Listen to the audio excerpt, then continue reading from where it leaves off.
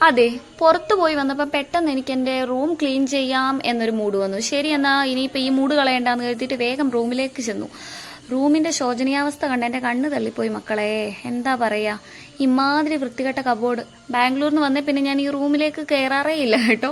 അതുകൊണ്ട് തന്നെ കാണാനും ഉണ്ട് റൂമൊക്കെ വൃത്തികേടായി കിടക്കുക. ശരി, വന്ന മൂഡ് കളയണ്ടെന്ന് കരുതി വേഗം കട്ടിലിൽ കിടക്കുന്ന തുണിച്ചാറ പറ മടക്കാൻ തുടങ്ങിയപ്പോഴാണ് എന്റെ ഫോണിൽ ഒരു മെസ്സേജ് വന്നിരിക്കുന്നു. ശരി, ഇനിയിപ്പോൾ ആ മെസ്സേജ് നോക്കാതെ പോവണ്ട, വല്ല അത്യാവശ്യക്കാരുമായിരിക്കും എന്ന് കരുതി നോക്കിയപ്പോൾ ഇൻസ്റ്റാഗ്രാമിൽ നിന്നാണ്. ശരിയെന്ന് കരുതി നോക്കിയപ്പോഴത്തേക്ക് ആരോ ഏതോ വേണ്ടപ്പെട്ട ഒരു സുഹൃത്ത് എനിക്ക് ഒരു റീൽ ഷെയർ ചെയ്തിരിക്കുക. അവരുടെ വിലപ്പെട്ട സമയം കളഞ്ഞ് നമുക്ക് റീൽ അയക്കുമ്പോൾ അത് കാണാതിരിക്കുന്ന മോശമല്ലേ?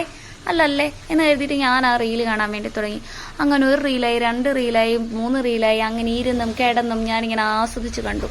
ഇനി ഇൻസ്റ്റാഗ്രാമിൽ നിന്നിറങ്ങി നേരെ കുറച്ചു നേരം വാട്സപ്പിലേക്ക് പോകാമെന്ന് കരുതി വന്ന മെസ്സേജിന് റിപ്ലൈ കൊടുക്കുന്നു, മെസ്സേജുകൾ വായിച്ചു ചിരിക്കുന്നു. അങ്ങനെ സമയം പോയത് അറിഞ്ഞില്ല. നോക്കിയപ്പോ എന്താ, ഒരുവിധം കുറെ നേരമായി ഞാൻ ഈ റീൽസ് കാണുന്നതും മെസ്സേജ് അയക്കുന്നതും ഇങ്ങനെ ചാടിച്ചാടി കളിക്കുന്നതേ. പിന്നെ ആ വന്ന മൂഡ് അതുപോലെ തന്നെ പോയി.